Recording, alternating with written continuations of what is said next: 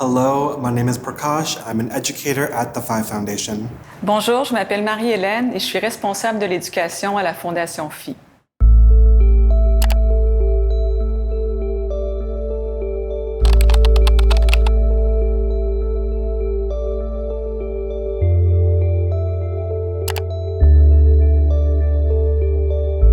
On se trouve dans l'exposition Conditions d'utilisation et plus particulièrement dans cet espace-ci, on va explorer le travail de deux artistes montréalaises, Mara Eagle et Shani Tomasini. Puis ces deux artistes-là s'intéressent à l'impact des technologies sur nos vies corporelles et spirituelles. Plus spécifiquement, la thématique de notre capsule, c'est la matérialité et l'immatérialité. Quand on pense à la matérialité, on va imaginer nos corps situés dans des environnements physiques et eux, en retour, nous permettent d'accéder aux dimensions immatérielles de nos êtres. L'imaginaire, le rêve, la conscience rationnelle et puis nos vies spirituelles.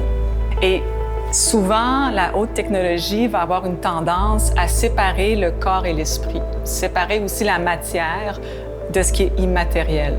Puis les deux artistes ici vont vraiment résister ça à travers leur expérimentation de la technologie. We can start by looking at Unholy Ghost, the installation by Mara Eagle, which addresses the material and immaterial dimensions of the cycle of life and death. And she explores this tension through the video work behind you, where we see a pregnant figure inside of an exposed CGI environment who is then able to experience the sensations of wandering through a cemetery through the experience of a VR headset. Paired with this video is the four 3D printed ceramic cherub sculptures behind us. And these sculptures form the link between our physical world and the one being experienced by the figure in the video, as it calls back to the cemetery and the physicality of the cemetery that is further heightened through the slow movements through the space, the way we see the figure very slowly touching and caressing the grass, the tombstones, the objects being left behind.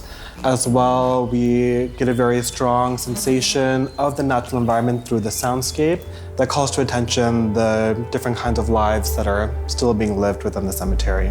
Par la médiation de la vidéo puis de la réalité virtuelle, il y a des effets de distorsion puis d'amplification dans le son. Et il y a aussi des glissements puis des ratés dans l'image. Puis ça crée une sorte d'ambiance d'inquiétante étrangeté. On entend aussi le battement de cœur de la femme enceinte qui se mélange au son de la nature, puis aussi le fait qu'on soit baigné dans la lumière rouge en compagnie des chérubins, ça crée encore davantage une atmosphère troublante. Next, we can look at the installation by Shani Tomasini called Lueur d'écran sous un ciel sans lune, or in English, Screen Glimmers Under a Moonless Sky. And the installation is comprised of several sculptural elements, including these two imposing sculptures we see here, that are framed by this beaded cascade that really calls attention to the illusions of water, of stone, and of touch.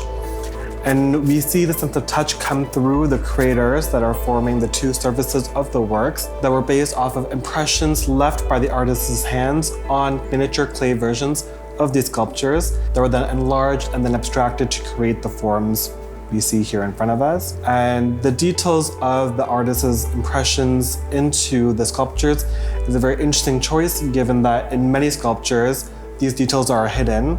And so by exposing them in this way, Tomasini is bringing to attention both the material and the immaterial dimensions of these works.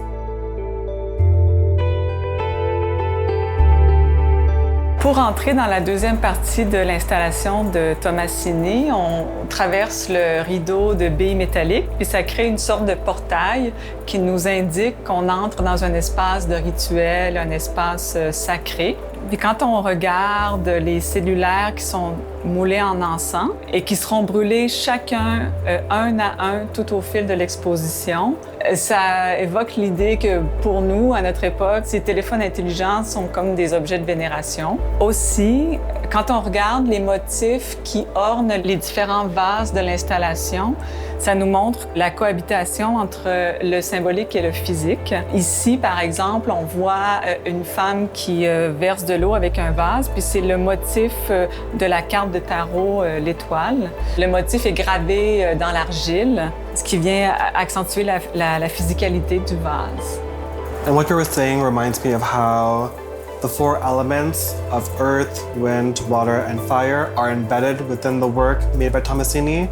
We see the earth in the clay vases you mentioned, water is produced through the fountain, and then we see allusions to both fire and to air through the burning of the phones, the fire in the embers, and the smoke in the air. And these four elements we consider to be the building blocks of our environments, and they're actually also the four elements that are used within the tarot practice in order to engage in divination, which is an important part of Tommasini's practice. I think that together, both artists, Eagle and Tommasini, are using different kinds of technological engagements in order to deepen our relationship with our material environments.